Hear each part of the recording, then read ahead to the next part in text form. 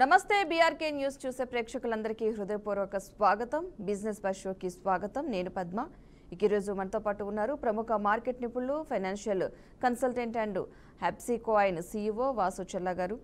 నిన్న దేశీయ మార్కెట్లో మరియు ప్రపంచ మార్కెట్లో ఎలా జరిగింది తెలుసుకుని వారం మొత్తం ఏం ఆశించవచ్చో ఈ కార్యక్రమం ద్వారా తెలుసుకునే ప్రయత్నం అయితే చేద్దాం. ముందుగా వాసు గారు నమస్తే అండి. నమస్కారం అండి. ఓకే వాసు గారు, నిన్న భారత మార్కెట్లో ఏం జరిగింది, ముఖ్యమైన గణాంకాలు కానీ వార్తలు ఏమైనా ఉన్నాయా? నిన్నటి వరకు యాక్చువల్గా మార్కెట్ బాగా నెగిటివ్లో నడిచింది. సో లాస్ట్ 3 days కంటిన్యూస్ నెగిటివ్గా నడవడం మూలంగా ఇంకా రెసిషన్ టైప్లో కొంతమంది ఫీల్ అయ్యారు. జాబులు పోతున్నాయనే న్యూస్ అనేది బాగా వచ్చింది కాబట్టి కొంచెం నెగిటివ్గా వాతావరణం అనేది మారింది. బట్ నిన్న పాజిటివ్గా రన్ అయింది మొత్తం మార్కెట్ అంతా కూడా. సెన్సెక్స్ వచ్చేటప్పటికి 81,337 దగ్గర ముగిసింది. సో 446 పాయింట్లు పాజిటివ్గా వెళ్ళింది. అదే నిఫ్టీ 50 అయితే కనుక 24,821 దగ్గర ముగిసింది. సో 140 పాయింట్లు బలపడింది. సో కంటిన్యూస్గా మార్కెట్లు రెడ్లో ఉండి 3 days నుంచి గ్రీన్లోకి రావడం మూలంగా మొత్తం పాజిటివ్ ఎన్విరాన్మెంట్ అనేది వచ్చింది మార్కెట్లో. ఓకే వాసు గారు, ప్రపంచ మార్కెట్లో నిన్న లేదా ఈ వారం ఏం జరిగింది అసలు? ప్రపంచ మార్కెట్లన్నీ కూడా ఇప్పుడు యుఎస్ EU ట్రేడ్ డీల్ మీద డిస్కషన్స్ అనేవి జరుగుతూ ఉన్నాయి కాబట్టి దాని మీద ఎక్కువ ఫోకస్ అనేది ఉంచారు. సో ఆ ట్రేడ్ డీల్స్ కంప్లీట్ అయిపోతే కనుక మనకి పాజిటివ్గా ఏమైనా ఇంపాక్ట్ రావచ్చు. సో ఇప్పుడు మార్కెట్ల మీద దాని ఇంపాక్ట్ అనేది అట్లీస్ట్ 15% అనేది ఉంటుంది. నెక్స్ట్ వచ్చేటప్పటికి యూరో అండ్ డాలర్ రేట్లో యాక్చువల్గా వాల్యూ అనేది తగ్గుతూ ఉంది. సో దీని మూలంగా ఏంటంటే యూరోప్ సూచీలన్నీ కూడా బలపడుతూ ఉన్నాయి. సో యూరోప్ సూచీలు కానీ యుఎస్ కానీ కెనడా కానీ ఈ మార్కెట్లన్నీ కూడా ఫుల్ పాజిటివ్ వైబ్తో ఉన్నాయి. బట్ మనం చూసుకుంటే జపాన్ అండ్ హాంకాంగ్ అంటే ఏషియన్ మార్కెట్లన్నీ కూడా నెగిటివ్లో రన్ అవుతూ ఉన్నాయి. అవి పూర్తిగా ఇంకా రికవర్ అవ్వలేదు, ఇంకా పాజిటివ్ ఇంపాక్ట్ అనేది లేదు. బట్ ఇండియన్ ఏంటంటే లైక్ మన FIIs అనే వాళ్ళు బయటకు వెళ్ళిపోతున్నా కానీ బాగా 6,000 పైగా క్రోర్స్ సేల్స్ అనేవి జరిగాయి. బట్ మన ఇండియన్ బయర్స్ కొనడం మూలంగా మనకి రీటైల్ బయింగ్ అనేది ఉండడం మూలంగా మనకి పాజిటివ్గా వెళ్తూ ఉంది. సో ఇక్కడ ఏ స్టాక్ మార్కెట్ చూసుకున్న కెనడా కానీ వాట్ ఎవర్ మనం చూసుకుంటే కనుక 0.3% నుంచి 1% దాకా పాజిటివ్గా మూవ్ అయ్యాయి. అండ్ ఇండియా అయితే కనుక మనం 1% దాకా అప్రాక్సిమేట్ దట్ మీన్ 0.5% మనకి పాజిటివ్గా మూవ్ అయింది.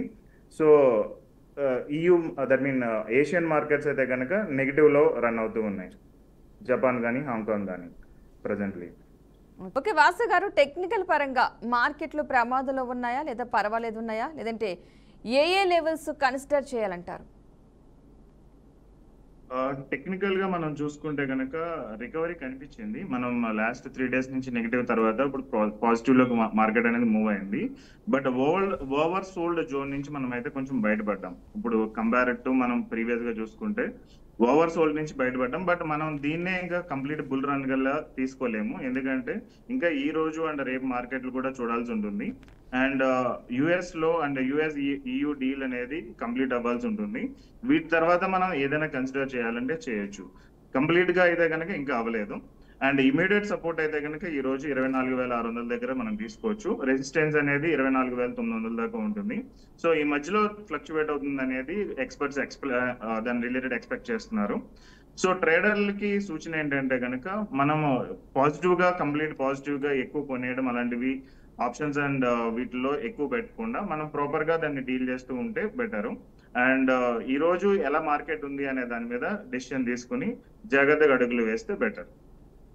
ఓకే, రేపు మార్కెట్లు ఎలా ఉండొచ్చు అనుకోవచ్చు అంటే ఏ మోషన్ చేయొచ్చు, ఏ వార్తలు ప్రభావితం చేయొచ్చు అసలు?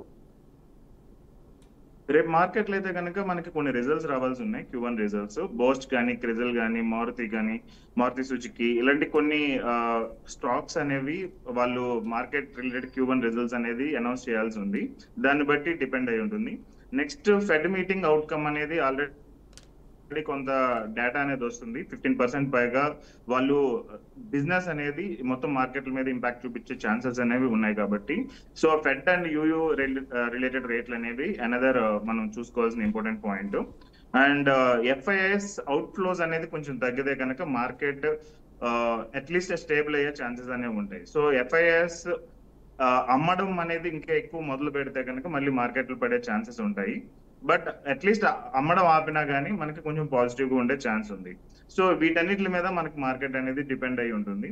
సో ఏం జరుగుతాయి ఏంటనేది ఈ రోజు మార్కెట్ లో మనం చూసుకోవాలి. ఓకే ఓకే అండి, ఒక కాలర్ ఉన్నారు, మాట్లాడదాం. ఏలూరు నుంచి శ్రీధర్ గారు. శ్రీధర్ గారు నమస్తే అండి.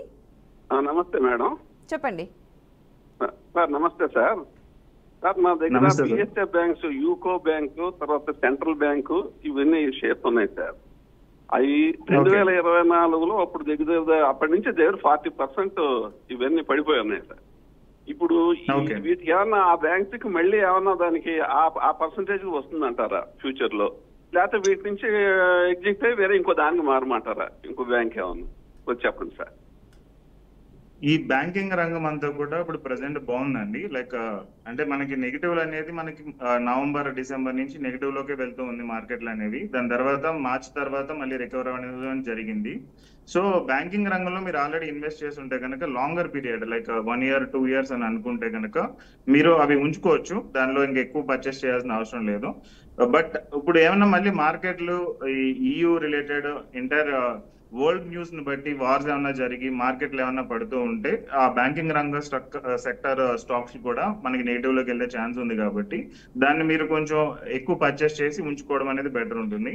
సో యాజ్ ఆఫ్ నౌ అయితే కనుక మీరు కంటిన్యూ చేయొచ్చండి, దాన్ని అలాగే ఉంచుకోవడం బెటర్ ఉంటుంది. ఓకే ఓకే వాసు గారు, ఎఫ్ఐకేఎస్ ప్రదర్శించిన రంగాలు కావచ్చు, స్టాక్స్ గురించి చెప్పండి కొంచెం. స్టాక్స్ ఈ రోజు ఏం కొనుక్కోవాలి అనేది అనుకుంటే కనుక బ్రోకరేజ్ సంస్థలు కొన్ని రిపోర్ట్స్ ఇచ్చాయి. సో దానిలో ఏంటంటే HDFC లైఫ్ అనేది వన్ ఆఫ్ ద మనకి ఇంపార్టెంట్ అని అనుకోవచ్చు. 756 కరెంట్ మార్కెట్ ప్రైస్ అనేది ఉంది. టార్గెట్ ప్రైస్ వచ్చేటప్పటికి 857 ఉంది. సో అప్సైడ్ పొటెన్షియల్ ఈవెన్ 13.31% ఇచ్చారు, చాలా పాజిటివ్ ఇచ్చారు. సో అలాగే ఇంకొక స్టాక్ మోల్టెక్ ప్యాకేజింగ్ అని ఇంకొక స్టాక్ ఉంది.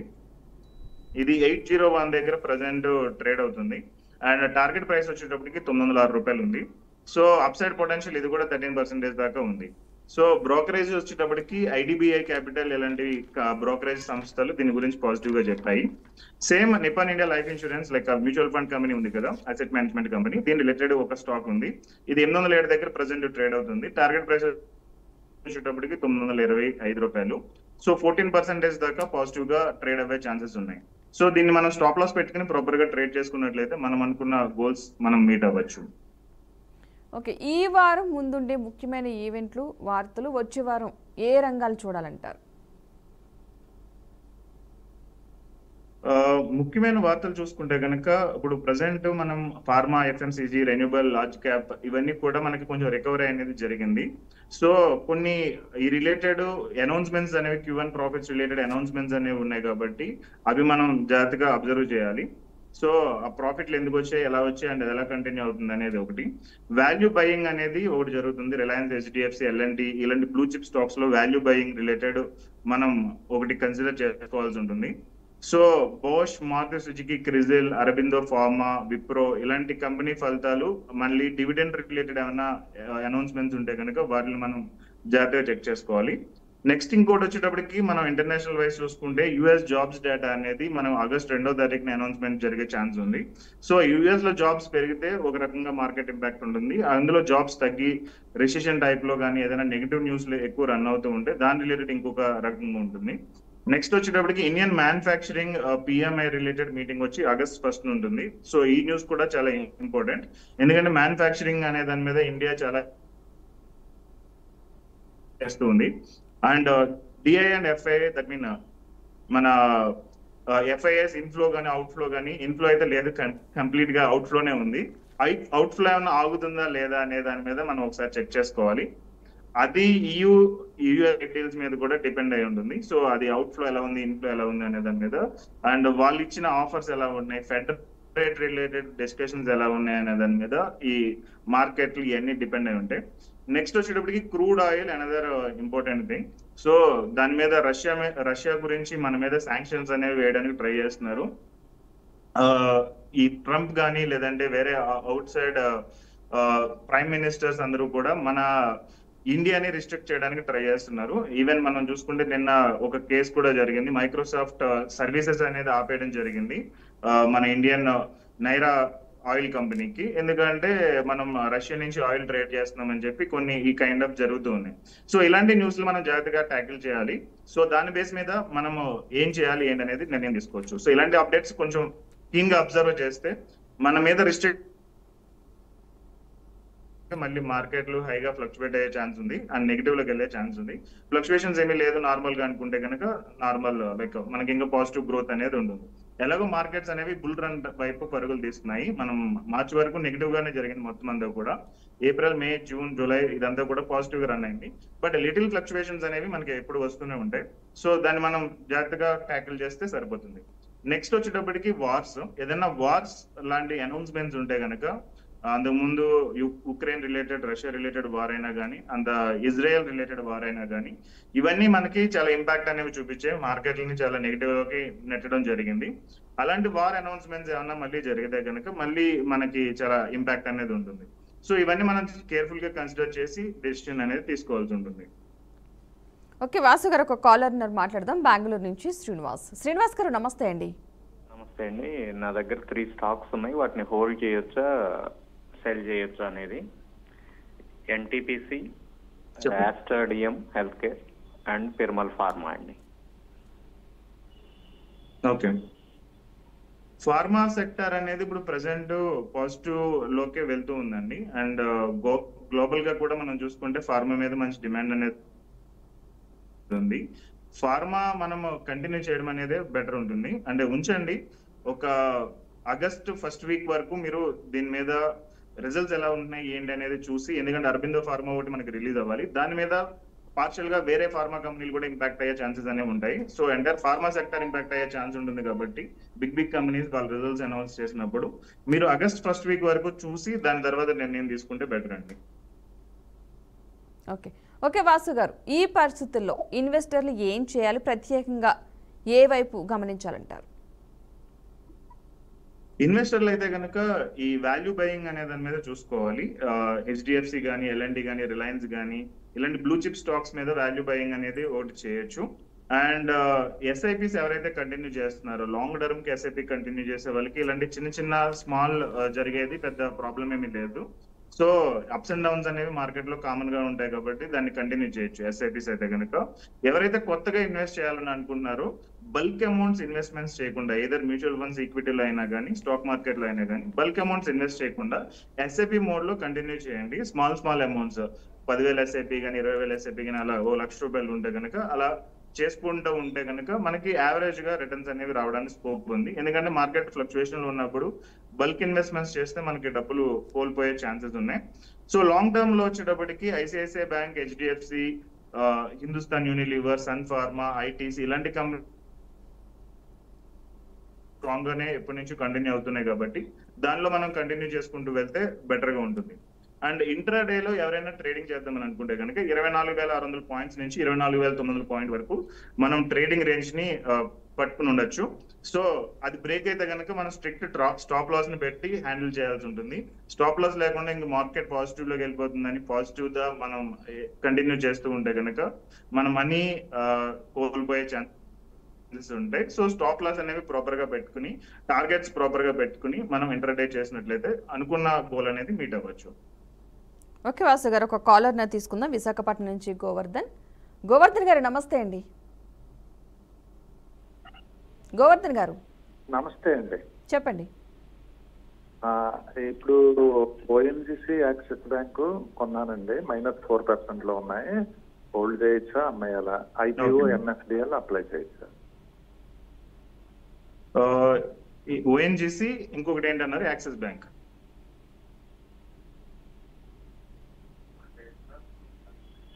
ఓకే ఫైన్, డిస్కనెక్ట్ అయినట్టుంది. సో ఓఎన్జిసి అనేది స్టాండర్డ్ కంపెనీ అండి. మీరు -4% లో ఉండగానే అది పాజిటివ్ లోకి వెళ్ళే ఛాన్సెస్ ఉన్నాయి, ఉంచుకోవడం బెటర్. యాక్సిస్ బ్యాంక్ కూడా మనకి ఇప్పుడు కొన్ని రిజల్ట్స్ అనేవి ఉన్నాయి కాబట్టి యాక్సిస్ బ్యాంక్ ఈ రోజుకి రేపటికి అయితే కనుక ఉంచుకోవచ్చు. చూడండి ఇంకా 2-3 రోజులు 4 రోజులు అది ఎలా మార్కెట్ ఫ్లక్చువేట్ అవుతుంది అనేది. బ్యాంకింగ్ సెక్టర్ అయితే ఇప్పుడు ప్రెసెంట్ నిన్న మొత్తం పాజిటివ్ లోకి వచ్చింది, 0.5% పైన పాజిటివ్ లోనే రన్ అయింది బ్యాంకింగ్ సెక్టర్ మొత్తం కూడా. సో అనుకుంటుంది ఏంటంటే కనుక ఇంకా పాజిటివ్ లోకి వెళ్తుంది అనేది అనుకుంటున్నాము. సో ఇంకొకటి యుఎస్ ఫెడ్ రేట్లు ఏమన్నా మనకి ఇప్పుడు ప్రెసెంట్ ఉన్న న్యూస్ అయితే కనుక సేమ్ యాజ్ ఇట్ ఈస్ జనవరిలో వాళ్ళు ఎలా ఇంప్లిమెంట్ చేశారో సేమ్ అదే వేలో మనకి ఇప్పటి నుంచి కూడా కంటిన్యూ అవుతుందని చెప్తున్నారు. సో ఇండియన్ మార్కెట్ల మీద దాని ప్రభావం అనేది ఇంకా సేమ్ కంటిన్యూ అయితే పెద్దగా ఏమీ ఉండదు. సో మార్పు ఏమీ లేదు కాబట్టి బ్యాంక్ దగ్గర ఉంచుకుంటేనే బెటర్. చూడండి ఈ నెక్స్ట్ 1 వీక్ అనేది చూసి దాని తర్వాత డెసిషన్ తీసుకుంటే మీకు కొంచెం పాజిటివ్ గా ఉండే ఛాన్సెస్ ఉన్నాయి. ఎందుకంటే 4% అంటే అది ఎక్కువ నెగిటివ్ ఏమీ కాదు, పాజిటివ్ లోకి ఈజీగా వెళ్ళే ఛాన్సెస్ అనేవి ఉంటాయి. ఓకే వాసు గారు, మరొక కాలర్ తీసుకుందాం. బెంగళూరు నుంచి శ్రీనివాస్ గారు. నమస్తే అండి శ్రీనివాస్ గారు. Infosys and IDFC first bank అండి. ఐడిఎఫ్సి ఫస్ట్ బ్యాంక్ హోల్డ్ చేస్తున్నాను. స్టాండర్డ్ అంటే ఇది వరకు ఎప్పటి నుంచో కూడా న్యూస్ అనేది ఉంది. నెక్స్ట్ హెచ్డిఎఫ్సి అనేది ఐడిఎఫ్సి ఫస్ట్ బ్యాంక్ గురించి ఎప్పటి నుంచో డిస్కస్ చేస్తున్నారు. సేమ్ వేలో అది మనం చూసుకుంటే కనుక అంతకుముందు 60 దగ్గర, దాని తర్వాత 70 దగ్గర, ఈవెన్ 80 దగ్గరికి కూడా వెళ్ళి మళ్ళీ డౌన్ అవడం, మళ్ళీ పాజిటివ్ అవడం ఇవన్నీ జరుగుతుంది. బట్ ఐడిఎఫ్సి బ్యాంక్ అనేది లాంగ్ టర్మ్ కి లైక్ ఒక 5 years కానీ 10 year పీరియడ్ కానీ మనం చూసుకుంటే అది చాలా మంచి స్టాక్ అవుతుంది అనేది మేము అనుకుంటున్నాము. అండ్ చాలా మంది రీసెర్చర్స్ వాళ్ళు కూడా అదే చెప్పారు. అండ్ బట్ షార్ట్ టర్మ్ కి వచ్చేటప్పటికి ఫ్లక్చువేషన్స్ ఉంటాయి, +or -2%, 5% అలా జరుగుతూ ఉంది. సో దాని గురించి అయితే మనం పెద్ద వర్రీ అవ్వాల్సిన అవసరం లేదు. సో మీరు ఎన్ని ఇయర్స్ కి అది ఇన్వెస్ట్ చేస్తున్నారు అనే దాని మీద అది డిపెండ్ అయి ఉంటుంది. Short term like 1 month 2 months లో అయితే కనుక ఆ ఫ్లక్చువేషన్స్ యూస్ చేసుకుని మీరు కొంత మనీ అనేది గెయిన్ చేయొచ్చు. అదే మనం ఇన్ఫోసిస్ చూసుకుంటే ఐటీ స్టాక్స్ అన్ని కూడా ఇప్పుడు కొంచెం నెగిటివ్ లోకి వెళ్తున్నాయి. మనం చూసుకుంటే టీసీఎస్ జాబ్ ఫైరింగ్ అనేది అనౌన్స్ చేసిన తర్వాత దాని రిలేటెడ్ ఇంపాక్ట్ అనేది చాలా ఉంది.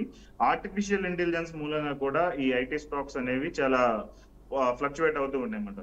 సో కొంత జాబ్స్ రిలేటెడ్ ఫైర్ చేయడం కానీ, కొన్ని క్లయింట్స్ అయితే కనుక బ్యాక్ వెళ్ళిపోతున్నారు, వాళ్ళ యుఎస్ పీపుల్ తోటి వాళ్ళు వర్క్ చేయించుకోవడం అనేది జరుగుతుంది. నెక్స్ట్ వచ్చేటప్పటికి ట్రంప్ టార్గెట్లు కూడా ఎలా ఉన్నాయంటే ఈ ఐటీ కంపెనీస్ దగ్గర నుంచి, దట్ మీన్ ఇండియన్స్ కి ఎక్కువ జాబ్స్ ఇవ్వకుండా, ఇండియన్స్ కి ఎక్కువ ప్రాజెక్ట్స్ ఇవ్వకుండా కొంత ఇన్ఫ్లుయెన్స్ చేసే ఛాన్సెస్ అనేవి ఉన్నాయి. కాబట్టి ఇన్ఫోసిస్ అనేది లాంగ్ టర్మ్ అంటే ఒక 10 year పీరియడ్ అలా అయితే ఓకే, కానీ మనం జనరల్ గా ఇప్పుడు ట్రేడింగ్ రిలేటెడ్ చూసుకుంటే కనుక ఎగ్జిట్ అవ్వడం బెటర్. అండ్ అది మీరు పాజిటివ్ లో ఉన్నారా నెగిటివ్ లో ఉన్నారా ఒకసారి చెక్ చేసుకోండి. సో కొంచెం పాజిటివ్ లో ఉంటే కనుక నెగిటివ్ దట్ మీన్ ఎగ్జిట్ అయ్యి మళ్ళీ దాని తర్వాత కొంచెం స్థిరమైన వచ్చిన తర్వాత మీరు దానిలో ఎంటర్ అవ్వడం అనేది బెటర్ ఉంటుంది ఇన్ఫోసిస్. ఓకే ఓకే వాసు గారు, మరొక కాలర్ తీసుకుందాం. ఒంగోలు నుంచి రాజన్ గారు. నమస్తే అండి రాజన్ గారు.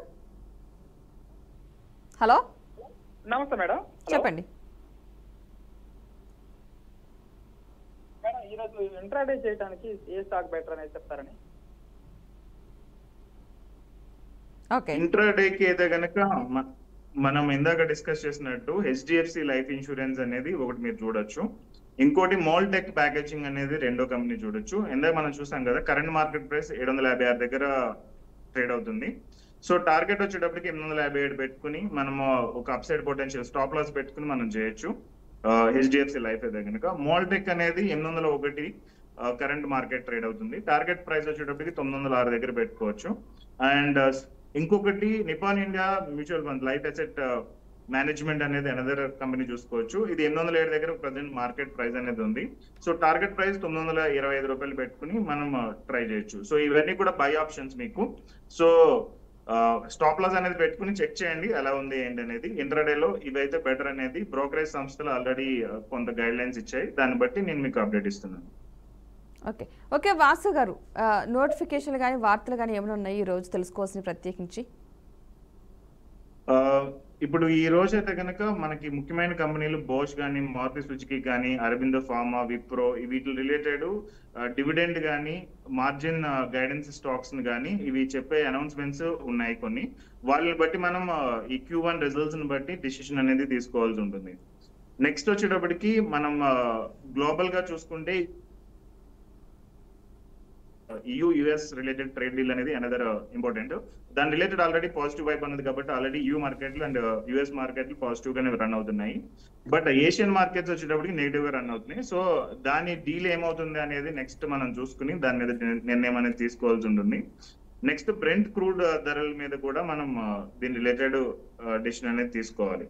సో ఇంట్రాడేలో ఎవరైనా చేద్దామని అనుకుంటే నేను ఇందాక చెప్పినట్టు 24,600 నుంచి 24,900 మధ్యలో ట్రేడింగ్ రేంజ్ ని పెట్టుకుని మనం ట్రేడ్ చేస్తే కనుక పాజిటివ్ ఇంపాక్ట్ అయ్యే ఛాన్సెస్ ఉన్నాయి. ఎక్కడైనా లైక్ బర్స్ట్ అయినా లేదంటే నెగిటివ్ లోకి వెళ్ళిపోయినా కంప్లీట్ గా మనం దాన్ని అవాయిడ్ చేయడం బెటర్ ఉంటుంది. సో ఇవి నెక్స్ట్ వచ్చేటప్పటికి long term or quality stocks చూసుకుంటే ICICI bank and HDFC bank, Hindustan Unilever, Sun Pharma and ITC, ఇవైతే లాంగ్ టర్మ్ ఎవరైనా ఇన్వెస్ట్ చేయాలనుకుంటే దీని రిలేటెడ్ బెటర్ ఉంటుంది.